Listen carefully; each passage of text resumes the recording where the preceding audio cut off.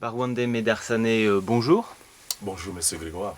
Vous avez publié aux éditions L'Harmattan, Réaliser les droits humains avec Martin Luther King Jr.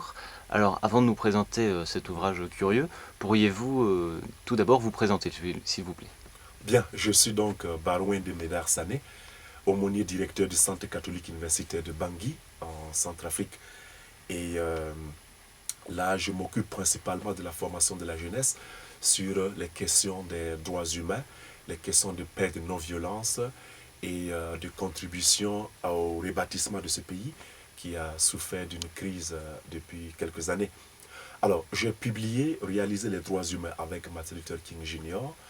pour justement refléter, je dirais, toute une réflexion bien condensée. Parce que j'ai fait mes études en Californie, plus précisément à Berkeley.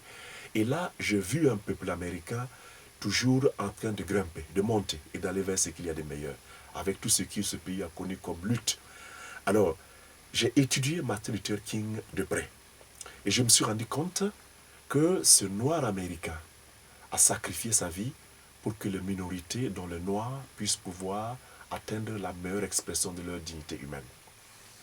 Et ce livre que j'ai publié est parti d'une bonne question. Comment se fait-il que les droits humains soient déclarés depuis 1948 et qu'il y ait toujours des êtres humains dont la dignité n'est pas suffisamment respectée? Qu'est-ce qui se passe? Qu'est-ce qui ne va pas? Où se trouvent les entraves? Alors, à travers ce livre, je propose une méthode. C'est un livre de méthodologie qui a pour but de s'adresser à tous ceux qui ont besoin de contribuer au respect de la dignité humaine.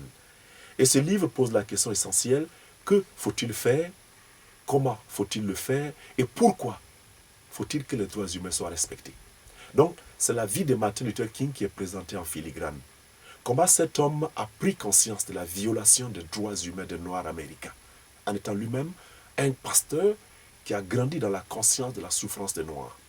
Et la seconde étape, c'est justement cette vision de l'être humain comme étant fondamentalement un être digne.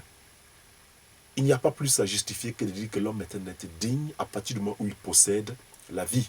Tout homme, sans avec toutes ses diversités, hein, blanc, noir, jaune et tout ce qu'il y a. Et lorsqu'on a cette vision de l'homme comme étant un être fondamentalement digne au-dessus de la matière et de ce qu'il y a de bas, ça permet de penser qu'il faut travailler à la défense de la dignité humaine. Et quand on prend cette conscience, l'étape suivante, c'est comment faut-il faire pour revendiquer les droits humains et les faire respecter. Et là, je propose la non-violence active. Parce qu'on ne peut pas arriver à une certaine révolution, à un certain changement, en faisant usage de la violence. Sinon, on fait pire que le mal que l'on dénonce. Alors, c'est cette méthode que ce noir américain a utilisée pour pousser le système américain à plus de respect, plus de considération des Noirs américains. Et moi, je propose cette méthode pour que, aussi bien en Occident qu'au niveau de l'Afrique, tous ceux qui sont imbus de l'idée du respect de la dignité humaine se saisissent d'une méthode. Donc, je m'adresse aussi bien à l'homme de la rue, au monde intellectuel, qu'à tous ceux qui ont besoin de se saisir d'une méthode pour avancer. Et là, je sors d'un campus universitaire qui a été organisé par ATD Carmon à Pierre-Laye.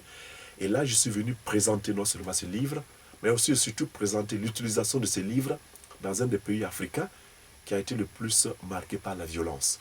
Et là, c'est un livre de méthode avec lequel je travaille et qui est très utilisé pour montrer le chemin.